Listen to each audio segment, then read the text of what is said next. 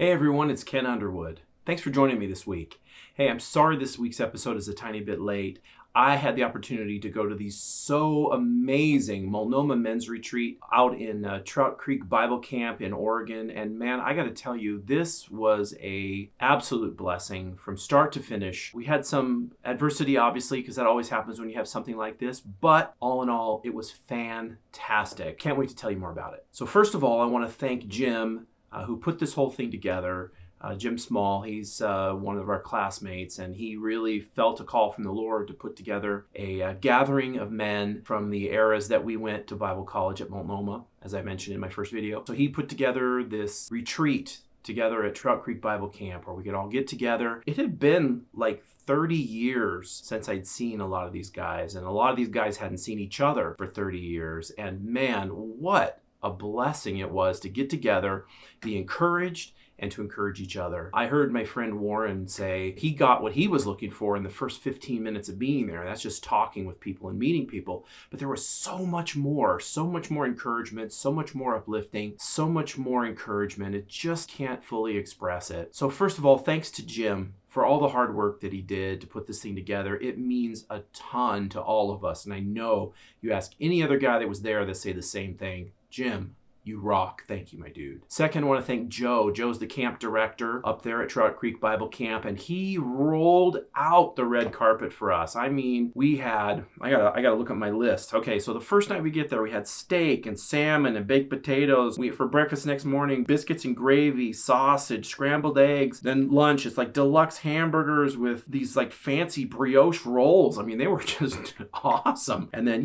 waffle cut fries, the whole bit. Then for dinner, he served us up pot roast with gravy and mashed potatoes. Next morning, we got French toast and omelets and bacon. I mean, Joe, you killed it, my dude. I've never had food at a camp like this. It was absolutely amazing. Thank you, my brother. Dude, I came home like several pounds heavier. So you did it. You fed us well. Thank you, man. Thank you. One of the things that was so great, and it probably doesn't happen at other universities. Several of our professors from the years that we were there heard that what we were doing, and they wanted to come. And they showed up, and wow, so great to see. I'm gonna get choked up. I'm sorry. Let me gather myself for a second. To see and hear these old professors, they're not old, they're just a little older than us, but to hear our old professors talk about the struggles that they've gone through in their life and how their Christian life is absolutely no different than any of ours was such an encouragement to me and to everyone that was there. I'm certain of it. Man, what a blessing. One thing I want you to hear really quick is a pretty short little piece that one of our professors, David Needham, gave, where he was talking about his old experiences at Trout Creek Bible Camp. Have a listen. It's really special. Yeah. Thank you. I hadn't been to Trout Creek Camp for probably 50 years. I spoke at a high school camp here. And I remember one brief thing, just a brief word. I had a lesson of faith here I will never forget. During the high school camp, they had one of the activities. They were rappelling down a barn. I don't know where the barn is, but they had rappelling. And I went out to watch these high school kids. And I checked everything, the supervision, the harness, everything. It was good, it was secure. And then they came up to me and they said, "Do you want to do it?" And I said, "No." I never did. And to me, when I think of all of you men here and all the aspects of the life and trials and struggles and heartaches and everything that goes on in your life, trust of real faith is not just believing something. Amen. It's putting yourself into that. That's right. And I was unwilling to do that. Smart man. So,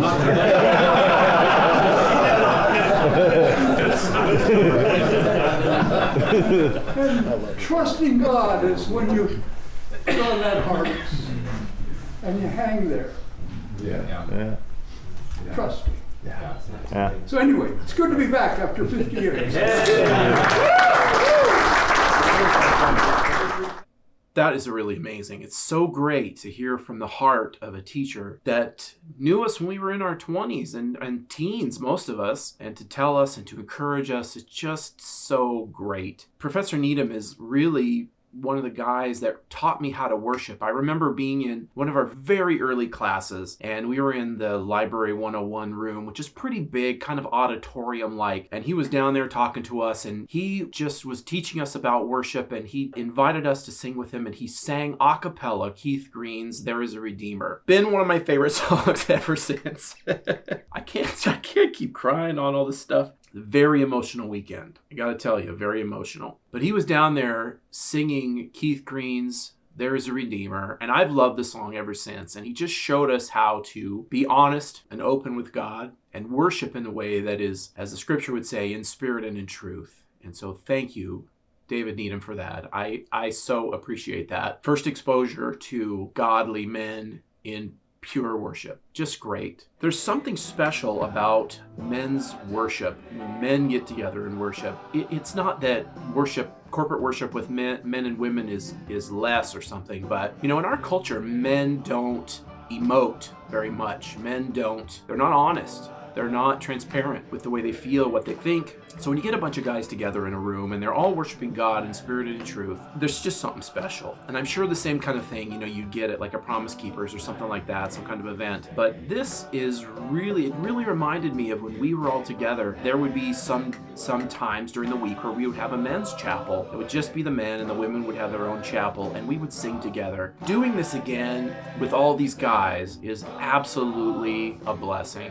Wow, dude, so great. One of the things that I thought was really interesting is Joe, who's the camp director, as I mentioned, was talking to his staff, and the staff was like, these guys just keep talking to each other. They said, it's like a woman's retreat. They just talk and talk and talk. We hadn't seen each other for 30 years, and just the ability to get together and catch up was absolutely wonderful. So as things go, Jim had everything planned and had a speaker. In God's providence, the speaker got the flu when he was supposed to come up. And so we didn't have our speaker. He quickly arranged with some of the professors that were coming up to cover those slots, which was just amazing to get to hear directly from the lives of some of our previous professors. When you're in school and you think that as a person matures in their faith and gets older, that somehow all their problems just disappear. Well, to hear from these godly men, the struggles, the trials, the tribulations that they've had to go through in their lives was such an encouragement. As a side benefit, because the main speaker wasn't able to make it, we had a few times where we got together as men and we would sing a worship chorus, and then one of us would get up and share what's gone on in our lives. And there were stories of heartbreak,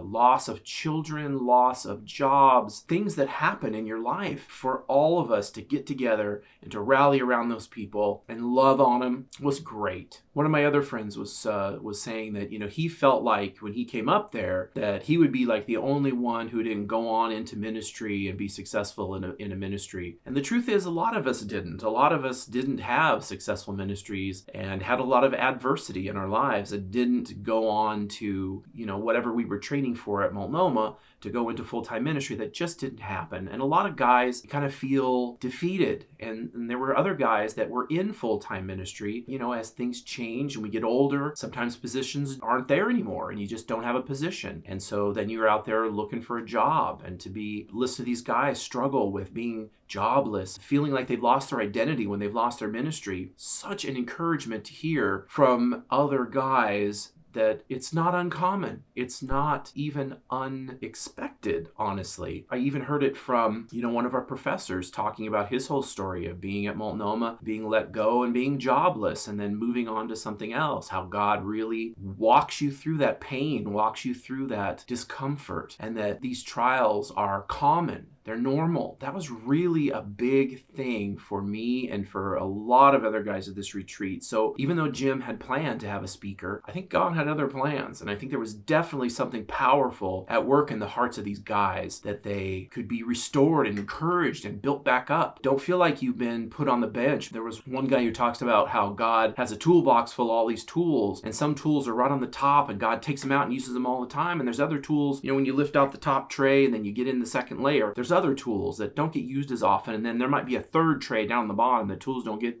used that often. But it really encouraged us to, if we haven't been used and we haven't been pulled out of the toolbox, maybe now's the time. Maybe God's going to pull us out. And we prayed for each other and we lifted each other up. Scriptures tell us to bear each other's burdens. We were able to do that, and it was amazing, just beautiful to be able to do that for these other guys. Man, whatever happened in God's providence with the speaker, he knows what he's doing, and this was a great weekend. Also had a fantastic time. I drove down there and back with a couple of my good friends, Rich, who you know from Flat Guitar, and Dean, who's also lives in town. We were able to carpool together and go down there and come back. Part of the reason for that was spiritual warfare. We face a real adversary, and sometimes when God is at work, the enemy's at work too. Because Dean's alternator went out, he got to ride with us. And I think that was a providential plan of God. We were able to ride down there together. I heard other people who, one guy, while he was up at the camp, had a burglary at his house. And another guy,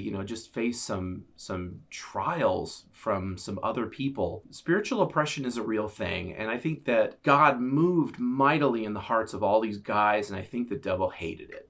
That's the honest truth. So as we were able, as the three of us, Dean, Rich, and I, were able to then get in the car and head back home after a just amazing weekend, got a chance to just talk to each other and go over the weekend and what we were thinking and what we were feeling. That is a time, it's a precious time to me because it's not something I get to do with anybody else. Deep spiritual conversations, sharing each other's burdens, being honest, being a man of character and uprightness and being honest with each other.